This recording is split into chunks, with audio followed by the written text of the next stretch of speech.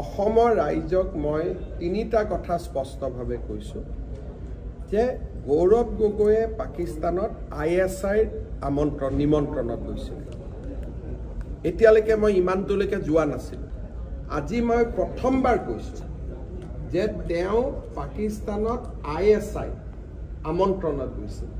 তাৰ ডকুমেণ্টছ আমাৰ লগত আছে। ফুৰিব যোৱা নহয়, আজি মই এক ষ্টেপ ওপৰত কৈছোঁ।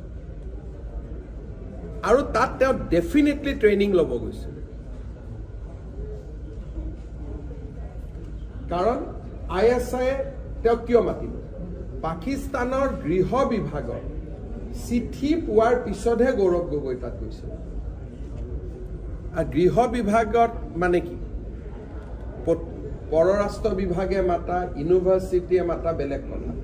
তেওঁ প্ৰত্যক্ষভাৱে পাকিস্তান চৰকাৰৰ আমন্ত্ৰণত তাতে গৈছিল। আৰু চৰকাৰৰো বৈদেশিক পৰিক্ৰমা বা সাংস্কৃতিক বিভাগ নহয়, ডাইৰেক্টলি পাকিস্তান চৰকাৰৰ গৃহ বিভাগৰ আমন্ত্ৰণত গৈছিল। গতিকে কিমান ডেঞ্জাৰ, বহুত অসমৰ সাংবাদিকে ভাবি আছে যে এইটো মুখ চুপতিৰ কথা হৈ আছে। ইয়াত মুখ চুপতি একো হোৱা নাই। দুই এটা মই কালি দেখিছোঁ, প্ৰাগ টিভি, NK টিভি, কিবা NY টিভি, তেওঁলোকেতো এটা ইছ্যু বনায়। হিমন্ত বিশ্ব শৰ্মাই ক'লে গুচিয়ে গ'ল, মানে ইয়াত ল'ৰা ধেমালিৰ কথাই নাই। It is a very serious matter. আৰু ইয়াৰ পিছত ডাঙৰ একশ্যন হ'ব।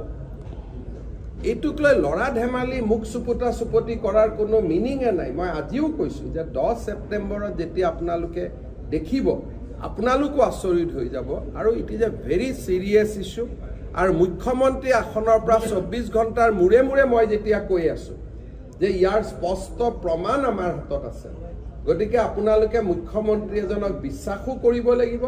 আৰু আপোনালোকৰ যি মৰম প্ৰীতি আছে, আপোনালোকে ত্যাগ কৰিবৰ কাৰণেও সাজু হৈ থাকক।